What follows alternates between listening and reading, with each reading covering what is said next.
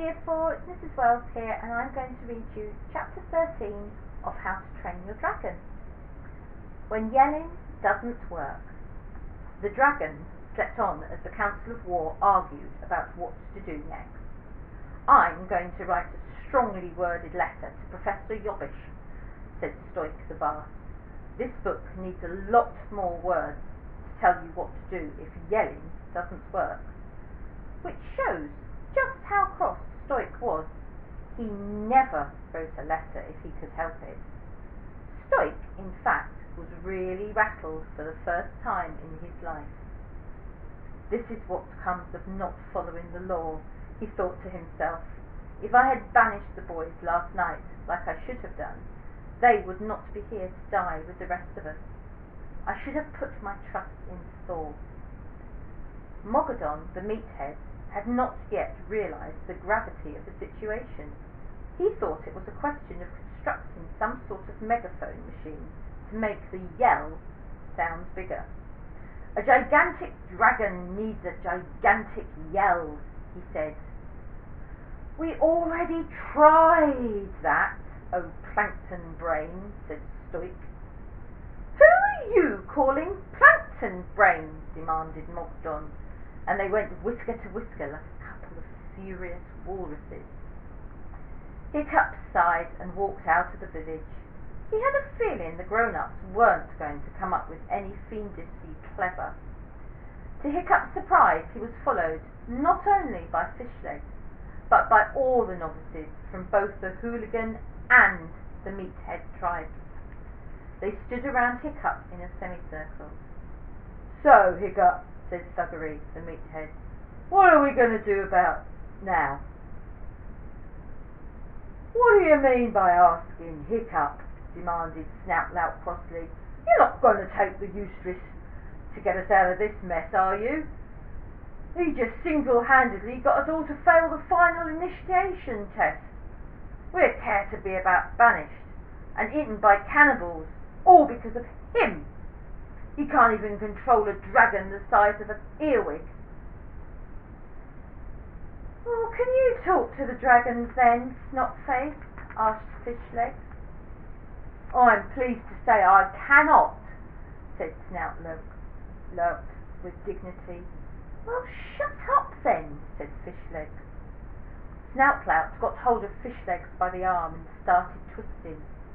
Nobody, but nobody, tells Snotface, Snotlout, to shut up, hissed Snotlout.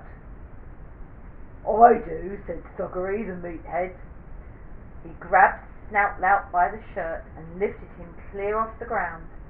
Your dragon just got us failed, just as much as his.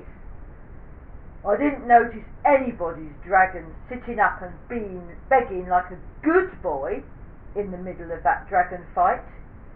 You shut up, or I will tear you limb from limb and feed you to the gulls, you wrinkle-hearted, seaweed-brained, limpet-eating pig. Snoutlout looked into Thuggery's stern little eyes. Snoutlout shut up. Thuggery dropped him and wiped his hands disdainfully on his tunic.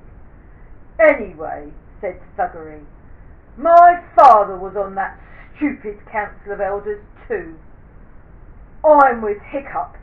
What kind of father puts his stupid laws between the life of his son? And what kind of stupid test was that anyway? If we save all those stupid people from a real dragon, like this one, maybe they'll let us into their stupid tribe after all. Well, well, well, thought Hiccup. This is a turn-up for the books.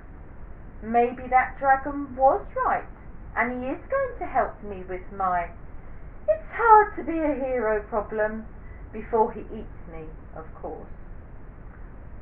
One solo meeting with the Green Death, and here were 19 young barbarians, most of them much bigger and tougher and rougher than Hiccup, looking at Hiccup expectantly to tell them what to do. Hiccup stood on tiptoe and tried to look like a hero. "Okay," said Hiccup. "I need some time to think." "Give the boy some room here," yelled Thuggery, pushing all the others back. He swept off a rock for Hiccup to sit on. "You just do all the thinking you need, boyo," said Thuggery. "This is a situation that needs a lot of thought, and I have a feeling you're the only one here who can do it. Anybody who can have a 20-minute conversation with a winged shark the size of a planet and come out of it alive is a better thinker than I am." Hiccup found himself warming to Thuggery the meathead. "Quiet!" yelled Thuggery. "Hiccup is thinking."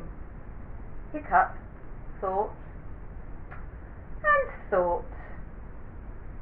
After about half an hour, Thuggery said, "Whatever you're thinking about to get rid of that monster, better work for both of them." "There's another dragon?" asked Hiccup. Thuggery nodded. "I went up to the highest point and spotted him while you were having your chat with the big green one." "Okay," said Hiccup. "That's good news, actually. Let's check out the new horror." The trail up to the highest point was littered with scallop shells and dolphin's bones thrown up by the gigantic storm. Along the way they even passed the wreck of one of Stoick's favourite ships, the Pure Adventure, lost at sea 7 years before, and now perched crazily on a rock 3/4 of the way up the biggest hill on Burke. Once you were right at the top, it was possible to see most of Burke's coastline, and the sea encircling you on all sides. Right at the other end of the island, a dragon entirely filled up Unlandable Cove and spilled over the side. He was resting his vast wicked chin on the cliff as a pillow, and great plumes of violet smoke were belching out of his snoring nostrils. He was another Sea Dragonus Giganticus Maximus, this time a glorious deep purple in colour, and if anything, slightly larger than the one at Long Beach. "The Purple Death, I presume," whispered Hiccup shakingly. "This is just what we need. Are you sure there aren't any more?" Thuggery laughed, slightly hysterically. "I think it's just the 2 nightmare-killing machines. 2 not enough for you?" Back at the highest point, Hiccup outlined his plan of action. It was fiendishly clever, if not a bit desperate. "We aren't big enough to fight these dragons," said Hiccup, "but they can fight each other. We have to get them really angry at each other. We hooligans will concentrate on the green death, and you meatheads will deal with the purple death. The one thing we will need is our dragons, who seem to have disappeared," said Hiccup. "So we'd better start calling for them." They started calling for their dragons as loudly as they dared, and then louder still as there was no response. The 20 dragons that belonged to the novices were not, in fact, very far away at all. They had made up after the dragon fight, and were now hiding in a piece of boggy bracken about 100 yards or so away from where the boys were standing on the highest point. They were crouching like giant cats in the ferns, wicked eyes gleaming. They were now so exactly the shade of a clump of bracken that they seemed to have melted entirely into the bog. If you'd been a rabbit or a deer, you would not have noticed them until you felt the talons on your back and the hot fire on your neck. They had been following the boys for a while. "So," whispered Fireworm, her tongue flickering menacingly, "what do we do now, then? The power is shifting on this island. The masters will not be masters for much longer. They are trapped like lobsters in a pot. We are not. We can fly whenever we want. Do we obey or do we desert? Dragons are not the sort of creatures to back a loser. Whatever we do, grumbled Brightclaw, let's do it quickly. My wings are freezing up. We could kill the boys now and take them as an offering to the new master, suggested Seaslug, with a grunt of greedy pleasure.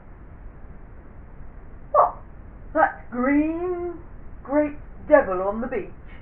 Said Horrocrow passively. I don't like the look of him myself. He has too big an appetite. We might find ourselves as the next offering.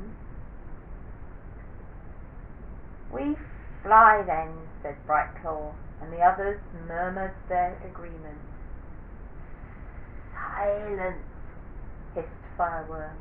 These islands are perilous, she sneered. We might fly from one danger straight into the mouth of another. I say we obey until we are sure that they have lost, and when that time comes, I will give the signal for us to desert. And so, as if from nowhere, Fireworm and Seaslug, Horrorcow and Killer, Brightclaw and Alligator, and all the other dragons flew out of their hiding place and came circling slowly up to the highest point, landing on each boy's outstretched arm. Last of all came Toothless, complaining horribly. Dragon, said Hiccup, and he explained the fiendishly clever plan. And that's the end of chapter 13. I hope, like me, you're looking forward to the next one.